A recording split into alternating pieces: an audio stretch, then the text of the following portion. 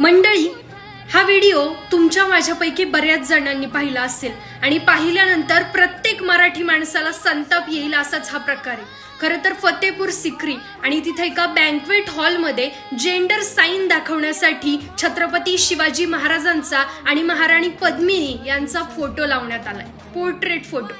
खरं तर जेव्हा हा व्हिडिओ बघितला ना तेव्हा एकच प्रश्न उपस्थित झाला, म्हणजे माणसं इतक्या खालच्या पातळीला जाऊन असं काहीतरी कसं काय करू शकतात? त्या दैवताचा फोटो तुम्ही एका बाथरूम वरती लावता का?